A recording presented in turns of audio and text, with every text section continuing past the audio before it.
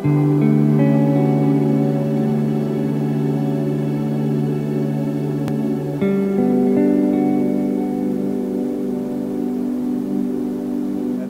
međunarodna sedmica sjećanja dali smo joj naziv Svjetla i sumraka. Zapravo pokušali smo kroz sami programski sadržaj da podsjetimo na primjere koji i situaciju kakvo se nalazi, koja zna ponekad biti jako dramatična i tamna, da zapravo postoje ti primjeri koji jesu svjetla u toj tami i da ipak ne dozvoljavaju tami da ostane isključivo crna, da su ta svjetla zapravo taj mehanizam koji može da pomogne da kompletna tama zasija jednom trenutku. I bilo nam je jako bitno da ova međunarodna sedmica sjećanja nosi takav naziv. Manje više i kompletan program same međunarodne sedmice sjećanja smo koncipirali na taj način, da dovedemo ljude, da pružimo priliku mladim ljudima koji jesu svjetla u sredinama iz kojih dolazi. Vjerujem da i ove godine imamo jako bogat programski sadržaj na međunarodnoj sedmici sjećanja.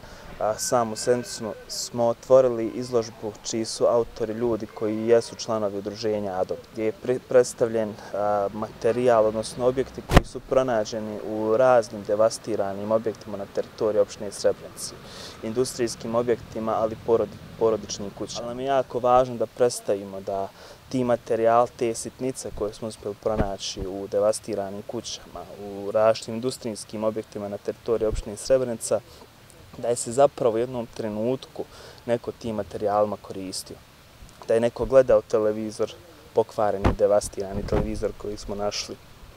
Da je neko koristio tanjire za hranu, da je neko koristio razno posuđe koje smo prikupili, da je neko koristio pisači sto koji smo pronašli u jednoj fabrici. Da je, iako je predmet da je povezan sa jednim gradom, jednim mjestom, pa jednim periodom koji je daleko iza nas. Pored te izložbe, a trudimo se ipak da svake godine jedan dio sadržaja bude nešto što je direktni proizvod našeg udruženja. Imaćemo priliku da u nedjelju, posljednji dan ovogodišnje međunarodne sedmice sjećanja, mladi fotograf iz Srebrenice, Sandro Sekulić, promoviše svoju izložbu fotografija, prelijepih fotografija koje on radio kroz različita iskustva na koja je naišao, kroz koja je prošao. Ideja je da takve ljude zapravo predstavimo. Ideja je da tim svjetlima, kakav konkretno u slučaju jeste Sandro, pružimo priliku da zasijaju u mraku koji ih okruži. Pored ovog sad imali smo priliku da ugostimo promociju knjige Čekajući Dilan Doga u Srebrenici, autora Dragana Bursača, na kojoj smo imali priliku i da čujemo svjedočenje Zije Ribića, koji je preživjeli svjedok masakra u selu Skočići nadomak Zvornika 1992. godine, kada su pripadnici takozvanih simnih četnika ušli u to romsko selo, izvršili pokolj nad tamošnjom populacijom, gdje je sam Zio ostao bez cijele svoje porodice, oca, trudne majke, te braće i sestara. I on je sam bio ranjen u tom pokolju, ali je igrom slučaja uspio da preživi. U samoj toj publikaciji postoji jedna priča o Ziji Ribiću i nama je bilo važno da onima koji su bili na promociji pokažemo to, da to samo nije papir, da to samo nije priča koja postoji u jednoj knjizi. Ne, da je ta priča ipak ima svoju pozadinu i to smo nastali da uradimo i sa pričom o Zijinom pričom zapravo. Oči su mu bile žive. Gledao je dubokim, pametnim očima zlotvore u uniformama koji se naslađuju dok ga muči. A onda je čuo rafal, pa još jedan. Posljednji zvuk u Kjaškovom životu. Nevjerovatna stvar. Najviše smo pričali o pomirenju u gradu u kojem je počinjen genocid. Najviše smo pričali, možda od svih mojih promocija, o ljubavi, o mirenju, o mogućnosti ne onoga gadnog ljigavog suživota, nego života ljudi sa ljudima, baš u Srebrenici. Ja sam još pod uticom, razgovarali smo sa Zijom Ribićem, kažem po meni možda jednim od najbitnijih živih ljudi u Bosni i Hercegovini, čovjek koji je doživio takvu tragediju u svojoj porodici i čovjek koji ne da prašta i oprašta, on može držati školu oprosta. Tako da potpuno sam onako emotivno i malo rastrojen, ali je nevjerovatna stvar. I meni je nekako bilo fair i pošteno da zbirka kolumni nosi ime po toj kolumni koja je vodeća u tom smislu što je moja intervencija najmanja. Pored toga imali smo mogućnost da pokažemo, odnosno predstavimo filmove koji su kratkometražni filmove iz izbora Sarajevo Film Festivala, na kojim su uglavnom prisustvovali mladi ljudi koji su imali priliku da pogledaju nekoliko filmova, ali i da poslušaju jedan koncert kantautorice Anite Šunjić iz Mostara. Trenutno je pred nama još promocija publikacije tekstova Aleksandra Langera, novinara i europarlamentarca koji je se jako mnogo zalagao da se prije svega zaustavi krvoproliće na teritoriju Jugoslavije kada se ono dešavalo i kao evropski parlamentarac, ali i kao novinar, koji je nažalost u 1995. odlučio da sebi oduzme život, vjerujem i jako zbog situacije, odnosno nemoći koju je osjećao u svim tim danima. Tako da će ova publikacija imati prvi put priliku, prevedena je na naš jezik prvi put, zaživjet će, kao takva bit će dostupna čitateljima u našoj zemlji. Isto tako imat ćemo priliku pogledati izložbu fotografija sa Sarajevo Photography festivala, ali i pogledati zadnji dan na našoj međunarodnoj sedmici sjećanja ovogodišnji predstav Omladinskog teatra Reakt iz Sarajeva, koji će pred srebreničkom publikom izvesti jednu predstavu koju su oni uvježbavali posljednjih mjeseci i ovdje će održati neku vrstu premijere pred srebreničkom publikom. Dokumentacioni centar kao takav jeste arhivski projekat koji ima ideju da prikupi materijale vezane za prijeratnu Srebrenicu, odnosno arhivsku građu vezanu za prijeratnu Srebrenicu. Ja vjerujem da je to mnogo više od samog arhiva, da je to zapravo jedan servis. Prije svega zbog dvostrukog značaja samog obima arhivskog materijala koji prikupljamo.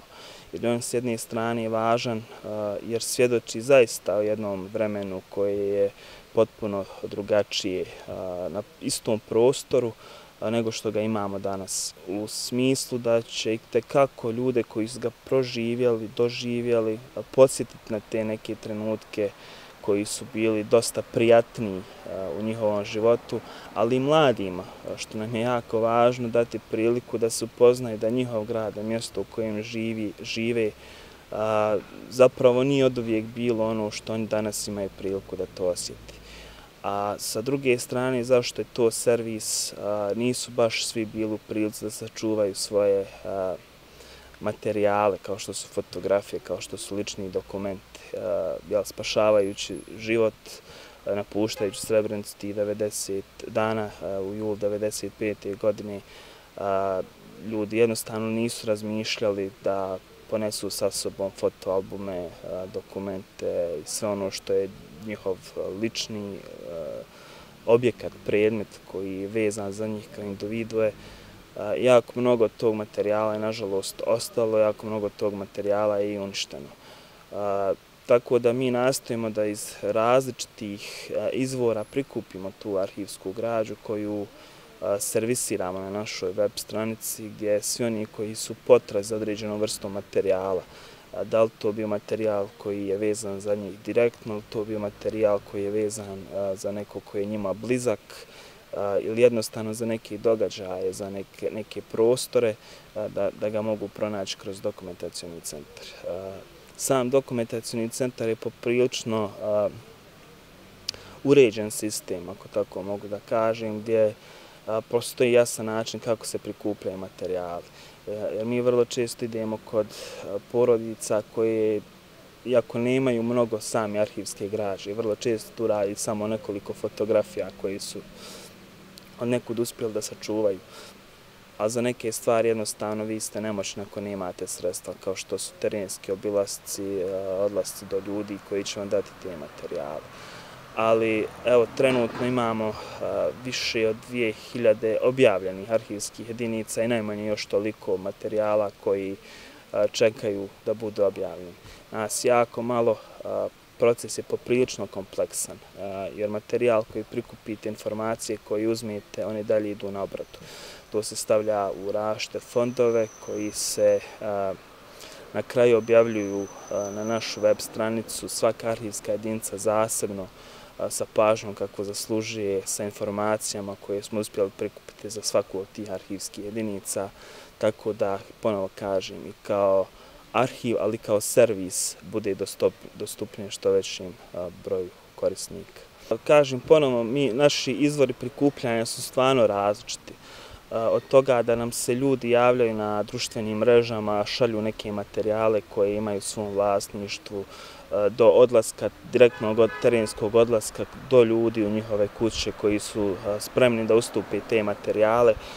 Dio materijala smo recimo znali da nađemo na online platformama koje se bave prodajom stvari, kao što smo recimo razglednice ili neke brošure vezane za prijeratni period. I nama je bilo jako važno, mi to imamo u svom arhivu, tako da smo dio materijala kao razglednice, brošure, letci vezani za Srebrenicu, znali da kupimo na tim društvenim mrežama, tim stranicama i da objavimo kod nas. Tako da ovo je proces, jako je složen proces i poziv je uvijek otvoren.